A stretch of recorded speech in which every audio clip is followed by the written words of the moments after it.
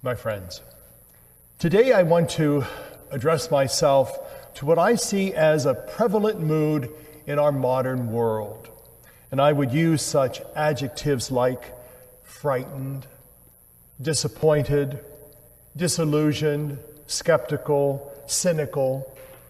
Now, if my reading is accurate, that spirit belongs to a large part and a large segment of our human population. Now, in contrast to that prevailing mood, we have a different spirit expressed in our scripture readings for today. The prophet Isaiah was dealing with people who were in exile. He describes them as those whose hearts are frightened. And his message to them was one of expectation and great hope. Now, the gospel came several hundred years later, but the mood is very much the same.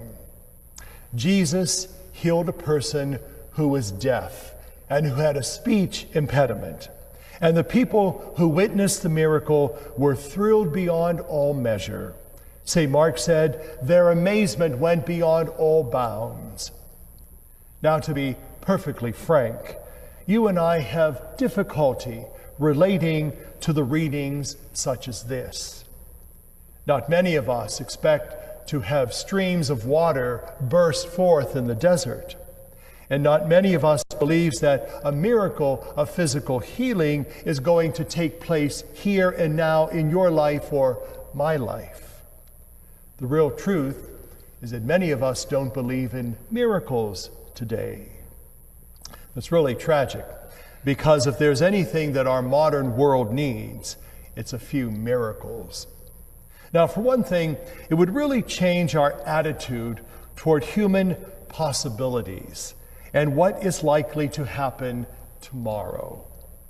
Now, we would like to believe that our skepticism is real and that those who believe in miracles are nothing more than starry-eyed dreamers. Perhaps it would be wise to remind ourselves that many times in history, those skeptics have been dead wrong. For another thing, if we would regain our faith, it would alter our attitude toward the tragic aspects in this life. The truth of the matter is that this life can be and is for many people a truly devastating experience. People live with grinding poverty, with incurable diseases, with social humiliation, with political persecution. Those are just a few facts in life. But what if we face those experiences with expectation and great hope? Because miracles can happen and do happen every day. I just have one final thought, and it's this. This outlook on life can make a difference in the way we feel about ourselves. Now, there's no telling what might happen in any life who's listening today. And that's a kind of miracle that we need most of all. Isn't it miracle of character?